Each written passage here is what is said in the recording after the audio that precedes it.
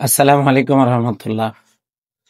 প্রিয় ভাই বোনেরা, ইদানিং দেখতে পাচ্ছি সম্মানিত ব্যক্তিদেরকে বেইজ্জতি করা, তাদের সম্পর্কে গীবত ছড়ানো এবং তাদের বদনাম ছড়ানো এবং তাদেরকে প্রশ্নবিদ্ধ করার জন্য কিছু ইউটিউবার যারা তাদের ভিউ, লাইক, কমেন্টস বাড়াবার জন্য, ইউটিউব থেকে অর্থ ইনকামের জন্য বক্তৃতার সামনের পিছনের অংশ বাদ দিয়ে ছোট্ট ছোট্ট করে ভিডিও তৈরি করে তারা বিভিন্ন ব্যক্তির সাথে সংযুক্ত করে এগুলো প্রচার অপপ্রচার চালিয়ে যাচ্ছেন, যে কাজটি অত্যন্ত নিন্দনীয়। এর দ্বারা আপনারা যে অর্থ ইনকাম করছেন, আমি শুধু এতটুকু বলবো, অমাইয়াশফা শাফাতান সাইয়্যা ইয়াকুন লাহু কিফলুম মিনহা। যদি কোনো খারাপ কাজে আপনি কাউকে সহযোগিতা করেন, সমর্থন দেন, এর দায় দায়িত্ব আপনার। যেদিন এই দুনিয়া ছেড়ে চলে যাবেন, সেদিন আল্লাহর কাছে গিয়ে কি জবাব দেবেন?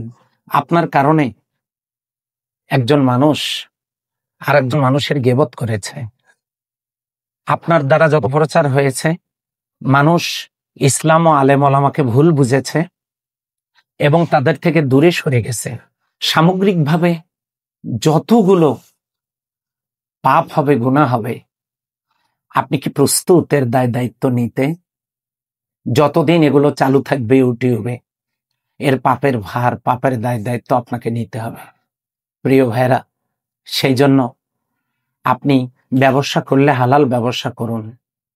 আপনি কোনো ভিডিও প্রচার করার প্রয়োজন হলে দেশ ও জাতির স্বার্থে ভালো মনে করলে আপনি তা করুন, কিন্তু একজনের বক্তৃতার খণ্ডিত অংশ আর একজনের সাথে যুক্ত করে কাউকে প্রশ্নবিদ্ধ করা, ইসলাম সম্পর্কে ভুল ধারণা ছড়িয়ে দেয়া, কাউকে আপনি জনগণের মাঝে প্রশ্নের মুখোমুখি দাঁড় করানোর যে কাজটা করছেন, আদালতে আখেরাতে অবশ্যই জবাবদিহি করতে হবে।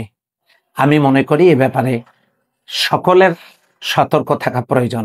ইউটিউবারদের মধ্যে অনেকেই সচেতন, ভালো, বিচক্ষণ ব্যক্তি, সাংবাদিক রয়েছেন যারা যথাযথ সংবাদ পরিবেশন করেন, কিন্তু যারা সাংঘাতিক, এই সাংঘাতিকরা সমাজের অনেকগুলো জায়গায় ফিতনা সৃষ্টির মূল কারিগর হিসেবে কাজ করছেন। সে কারণে আমি সকলকে অনুরোধ করব, এই জাতীয় পরিবেশ দূষণ আর এই সুন্দর অবস্থার অবনতি ঘটাবার কাজ যারা করছেন, আল্লাহ তাদেরকে সঠিক বুঝদান করুন। আমিন। আসসালামু আলাইকুম ওয়া রাহমাতুল্লাহি ওয়া বারাকাতুহু।